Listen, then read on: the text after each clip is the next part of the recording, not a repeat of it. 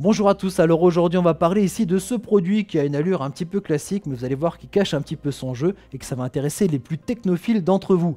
Alors qu'est-ce qui est classique? Eh bien c'est un hub, rien de plus classique qu'un hub. C'est un hub par contre en USB 3.0, donc avec des vitesses de transfert très rapides, jusqu'à 5 gigaoctets par seconde, ça commence à devenir intéressant, mais ce qui fait vraiment ici l'originalité de ce produit, eh bien, c'est que c'est un hub connecté. C'est-à-dire que vous avez la possibilité d'activer ou de désactiver indépendamment chacun ici des ports de ce hub à distance depuis une application installée sur votre smartphone. Il y a aussi la possibilité d'avoir des commandes vocales, la possibilité de programmer aussi ces ports USB, mais ça, je vous en parle un peu plus dans la suite de cette vidéo. Alors du côté des transferts de données, ce hub s'en sort même carrément bien puisqu'il est en USB 3.0, donc avec des vitesses de transfert très rapides jusqu'à 5 gigaoctets par seconde. On reconnaît un port USB 3 à sa couleur bleue. C'est pas le cas partout, mais c'est généralement utilisé un petit peu pour pouvoir reconnaître ce port USB 3, donc voilà, connecteur USB de couleur bleue. Alors sur votre ordinateur, si vous avez un connecteur comme ça USB bleu, vous pouvez l'utiliser bien sûr, il faut privilégier ce port-là. Par contre, je vous rassure, si vous n'avez pas de port USB 3.0 sur votre ordinateur, vous pouvez le brancher sur un port USB 2.0, mais évidemment, vous n'aurez pas cette vitesse de transfert de 5 gigaoctets par seconde. Au niveau de l'alimentation électrique, vous allez pouvoir utiliser ce hub pour pouvoir alimenter des appareils ou recharger les batteries d'un autre appareil par exemple. Et pour ça, il y a deux possibilités. La première, eh bien, c'est la version légère, on va dire, c'est en branchant directement ce hub donc sur l'un des ports USB de votre ordinateur. Et puis voilà, c'est déjà fait et vous allez pouvoir brancher vos appareils ici. Au niveau de la tension de sortie, vous aurez 5 volts. Par contre, au niveau de la puissance, eh bien, ça va dépendre un petit peu de votre installation de votre ordinateur. C'est-à-dire que quand vous allez faire ça, forcément, ça va puiser directement sur l'alimentation de votre ordinateur. Donc, ça va dépendre un petit peu de la puissance que peut fournir votre ordinateur directement ici sur le port USB de sortie. Et après, ça va se répartir sur chacun des 4 ports ici. C'est pratique pour voyager. Par contre, c'est vrai que ça sollicite donc l'alimentation de l'ordinateur. C'est pas forcément toujours bien. Donc, on peut augmenter, avoir un peu plus de puissance en passant par un autre système. L'autre système va regarder à l'arrière du hub. Il y a ici un port micro USB qui va vous permettre donc de brancher une alimentation externe. Rien de très compliqué, c'est le chargeur de votre téléphone avec ici un port micro USB. Alors ça, c'est pas fourni donc avec le hub. Par contre, c'est vrai que vous avez ça certainement à la maison. Ici, au niveau du chargeur, on peut aller jusqu'à 3 ampères. L'application qui va vous permettre de piloter ici ce hub à distance s'appelle Elysion. Oui. Encore une fois, Elysion, c'est vrai qu'on parle souvent d'Elysion dans les vidéos ici de présentation, puisque c'est une application qui va vous permettre de piloter énormément de produits qu'on retrouve sur notre site internet pearl.fr. Alors, elle a de multiples avantages ici, cette application. D'abord, elle est gratuite, elle est super stable, facile à utiliser. Donc, elle va piloter énormément de produits et surtout les faire travailler ensemble. Cette application existe en version iOS et en version Android. Vous la téléchargez, vous l'installez. Alors lors de la première installation, il va falloir créer un compte. Prenez le temps de bien le créer, puisque si vous allez recevoir ensuite des notifications, il faut que ce soit sur la bonne adresse. Enfin voilà, faites une bonne configuration. Et ensuite, on va donc pouvoir ajouter ici ce hub. Alors bien entendu, pour associer le hub à l'application, il faut qu'il soit branché de manière électrique, donc soit en USB sur un ordinateur, soit en utilisant l'alimentation externe. Et regardez à l'arrière, vous avez un petit bouton on-off. Vous restez appuyé dessus pendant une quinzaine de secondes, vous relâchez et vous allez voir qu'il y a une petite lumière qui clignote. Et là, c'est que vous êtes donc en mode association, donc pour appairer le hub avec l'application. On retourne à l'application. Tout en haut de la page d'accueil, vous avez un petit bouton plus. Et là, alors là, ça va être un peu plus compliqué parce que ici, le hub n'est pas sur la liste.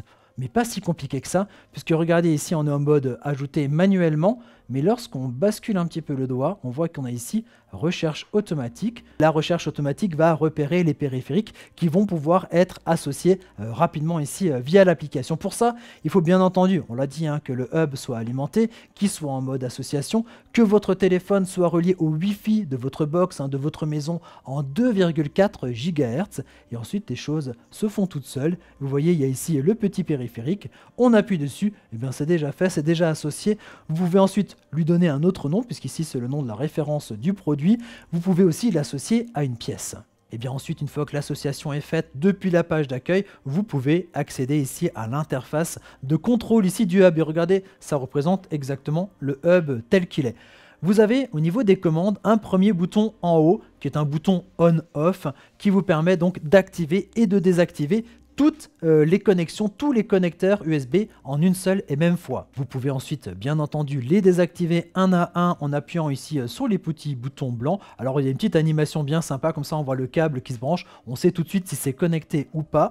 Alors à côté, vous avez vu, il y a aussi un petit crayon à côté des noms USB 1, USB 2, USB 3. C'est-à-dire que si vous avez toujours les mêmes appareils qui sont branchés à cet endroit-là, vous pouvez éventuellement le renommer, par exemple clé USB, imprimante ou souris par exemple. C'est faisable donc d'avoir un nom personnalisé.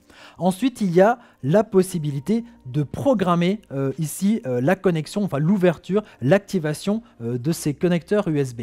Vous allez sur la petite montre et par exemple ici sur le connecteur USB 1, vous pouvez ajouter une première fonction. Donc on choisit ici l'heure.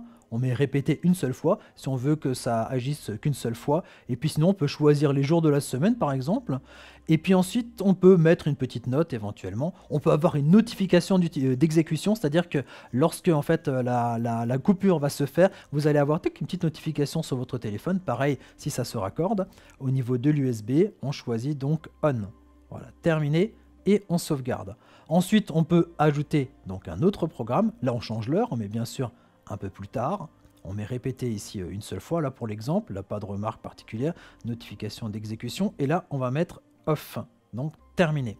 C'est-à-dire qu'en fait, je vais avoir ici ma programmation, donc à l'heure précise ici, on va pouvoir activer ici ce connecteur USB, et bien sûr là de nouveau à l'heure précise, à la fin, on va pouvoir déconnecter ici ce port USB. Et ça, je peux le faire de manière indépendante sur chacun des 4 ports USB, et je peux faire comme ça plusieurs programmes, c'est-à-dire ça peut s'allumer, s'éteindre plusieurs fois dans la journée, comme je le souhaite.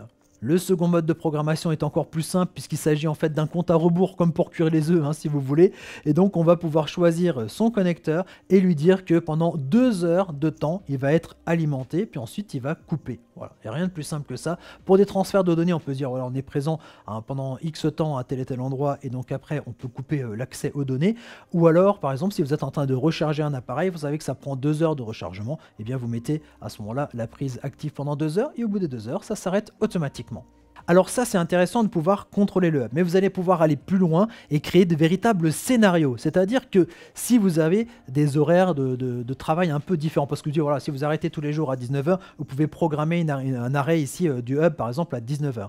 Mais par exemple, si vous avez des horaires un peu plus fluctuants, mais par contre, chaque fois que vous quittez votre bureau, vous éteignez la lumière, vous pouvez par exemple faire un scénario de dire que chaque fois que vous éteignez la lumière de votre bureau, ça va couper ici votre hub connecté. Ça, c'est faisable via les scénarios et via l'application Elysion. Comme vous le voyez, finalement un hub, on se dit tiens, connecté pourquoi, mais ça peut avoir comme ça beaucoup d'intérêt. Voilà, je crois qu'on a fait à peu près le tour ici de ce hub USB 3.0 connecté et moi je vous dis à très bientôt pour découvrir d'autres objets connectés. Allez, ciao ciao, à bientôt.